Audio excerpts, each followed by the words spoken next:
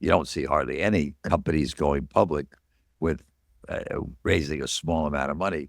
And I worked very hard maybe 5 or 10 years ago to try to bring back and recreate an over-the-counter market so that there was more liquidity for most of the companies we invest in. Because the truth is, I mean, I'm assuming we're all in the venture capital business here. You can't go public with a company and raise $10 million today. You can't raise, I don't think you can do a public offering probably for less than 50 billion. Is anyone, is that too high or too low? 50 billion? I think it's even low. Yeah. Okay. These All right. days, it's, Yeah. they're asking for hundreds of. Yeah. So and that's because the institutional buyers are the major force. So the public love to play in this market.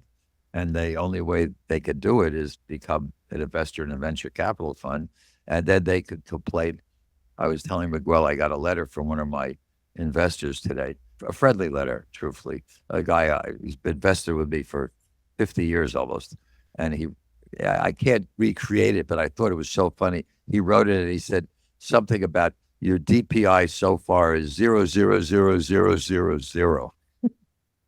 No one's laughing. I mean, it's a 4-year-old fund. How many do you have it better than 0.000 DPI at this point? Raise your hands.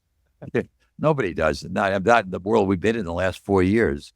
So I wrote him only I can do it because I can get away with anything, but I wrote him a scathing letter about why he should know the startup fund that's 4 years old that only invests in startups, and that if 0.000 means you avoided the J curve. I mean, that's good. That's good. Anyhow, that's what the market was like then. And we could go public. I went public with Datascope. I think it was $1 million or $2 million offering. Datascope was sold a few years ago for $800 million to a Swedish company. That's a long time, by the way, from when it went public to when companies didn't get sold out every 3 or 4 years. And you didn't have serial entrepreneurs. You had a lot of unsophisticated people, hadn't necessarily been to business school or engineering school. They were just entrepreneurs.